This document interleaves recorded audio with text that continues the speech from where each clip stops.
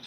Fantastic. Congratulations. Enjoy these celebrations with everyone, and I'll let you finish your warm down in preparations for that individual time trial tomorrow. It's fantastic to hear from Joao Almeida, Jonathan Narvaez, and of course from Nano Ginetti. And you can see here, look, all the young fans with their banners. They all want a bidon. They all want a little slice and look at Tadej Pogacar.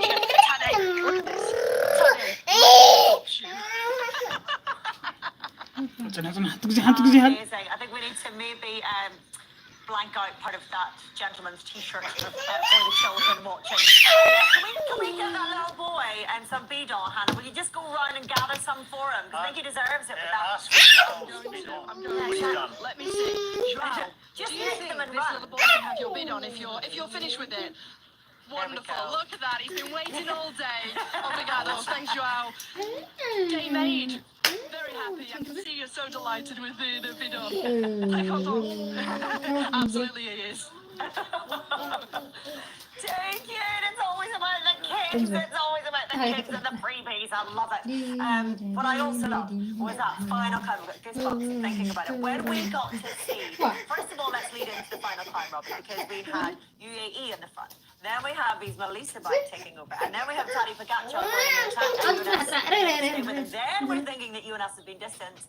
But oh no, Tadej seemed to have gone to his limit as well. Oh, it was wonderful, wasn't it? Yeah, well, you could see UAE setting up for things. They took over from Ismail Lissabite. This is the steep part of the climb leading to the attack. Almeida with the lead out into the attack. Here it goes. Mathieu just had to settle into his own rhythm straight away. Jonas immediately onto the wheel of Tadej Pogacar, and it looked like, okay, it's going to be these two over the top. You cannot separate them. And Jonas was looking on his limit, but still within himself. And then very, very suddenly, a gap opened up. And it's coming up just now where you get the moment where he just starts to get distance. And he actually, watch him, he goes and sits down. It happens. It looks over his shoulder backwards, sits down. And think, oh no, that is it. He's completely blown. When the camera came back, Tadej had done the same. Came back together. Then it was Remco Evenepoel dragging everybody back to the 2 leaders, and then it was game on for Mathieu. Yeah, I think the most impressive thing to me in there is, without a doubt, without a question for me, I think, two things. Van der Poel, you look at where that GC is sitting in a minute, GC, Van der Poel, nailing it right now, so chapeau to him. But we all know Jonas is better in the long mountains. To ride how he is right now and blowing up within a second of each other is impressive. I think Tadej, what he's got in the locker, that's bread and butter for him. That's easy work. For Jonas, that's the hardest part of this race, I'd say. What he's got to come, the explosive efforts. That's what he's really definitely come up a level, I think, since the Dauphiné. Unbelievable. Yeah, and since last year as well, which he had to do, and he said he's going better than ever. Of course, it looks like Tadej is going better than ever, so who's better than ever is going to be the question. But we go into the time where we would normally fancy Jonas's chances, and he only has 8 seconds to make up for Tadej Pogacar. They're both almost in a perfect position, really, or at least are. So yeah, it's nice and close. The main thing for people is that have them still within 8 seconds is really good. I think I think Visma would be really happy with that scenario. Based off the Dauphiné again, you can see Jonas in yellow tomorrow. I think so. I think the last couple of time trials when Jonas won the Tour, he smashed Tadej in the time trial, and then at Dauphiné, he didn't smash him, but he put a lot of time.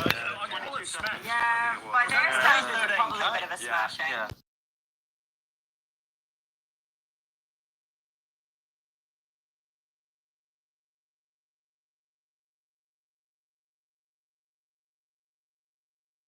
Opening his time trial as well, so it's going to be evenly matched. My interest is to see how much he can bring back. He's going to be incredibly good in the time trial. He's going to have to be incredibly good in the time trial, But isn't he is. He just is. But ideally, would he not have been coming into this time trial on a 0 time deficit so that he can make the time up, whereas now he's making the time back? Ideally, yes. But this is interesting though. Coming into this final here for me, Remco tried to attack, got caught in a couple of corners, just a bad timely attack.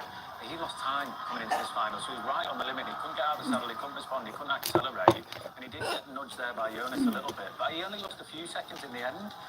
That's limit. That's like when you cannot push out any more power in your pedals, which you can take it as you want, but it's just maybe not enough in the tank or anything. But you have to question, why is he attacking for one after that?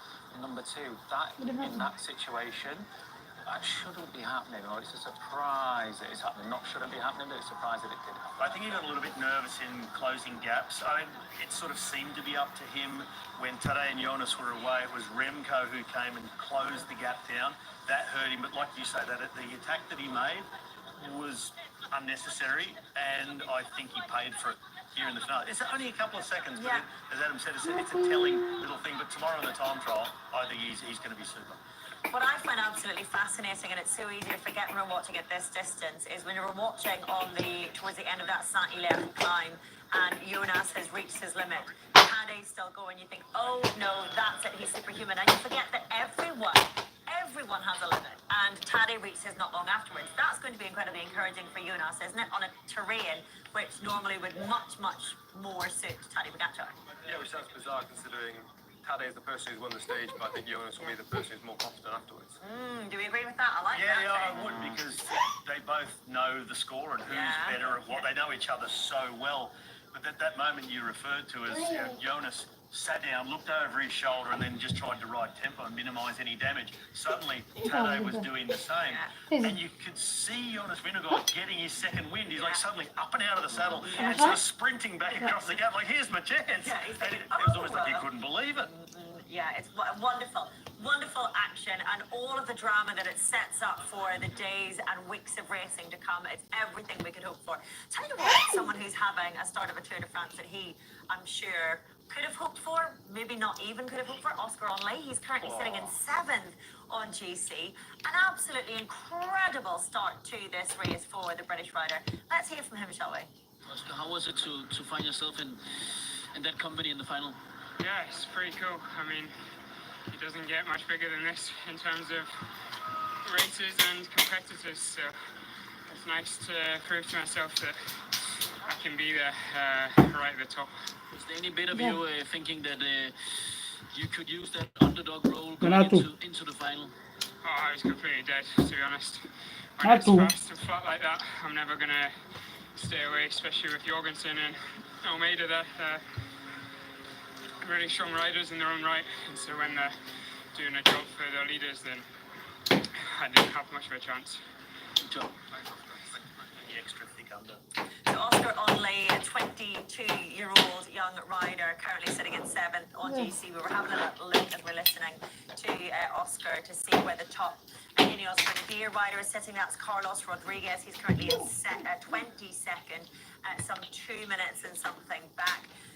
2 minutes and 5 seconds back off. So not a great start to them, but we're going to focus on the positives because there are so many of them. And as we're on air here, Rob Hatch, our wonderful friend and commentator, just messaged through to the group as we were saying that Tadej Pogačar would be riding the time trial at least in his own skin suit tomorrow. No, here's why. Because he will be accidentally, one would imagine, in the King of the Mountain skin suit after all.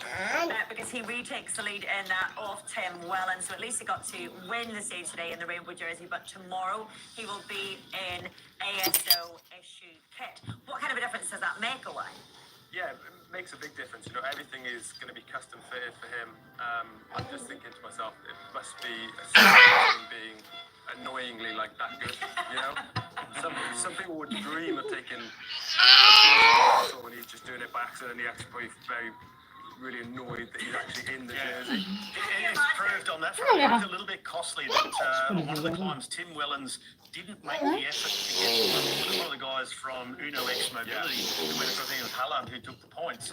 Had Tim Wellens made that little jump, then you would have had Tadej Pogačar in his own skin. Not who took that. No, it was the second last climb. Isn't it funny though? You get to the end of the day sometimes and you make a to-do list and you check through that to-do list and you think, oh, I forgot to find it to match the supermarket. Tadej Pogačar, I forgot to make sure it wasn't going to be in the King of the Mountains jersey by the end of today.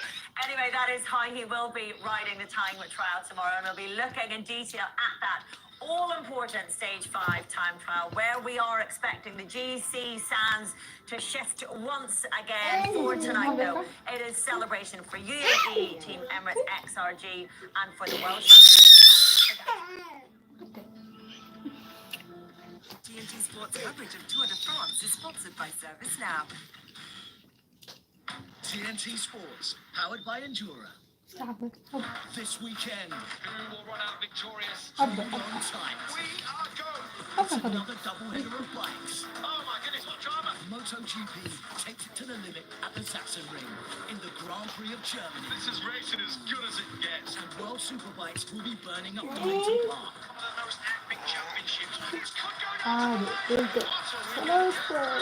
What a win.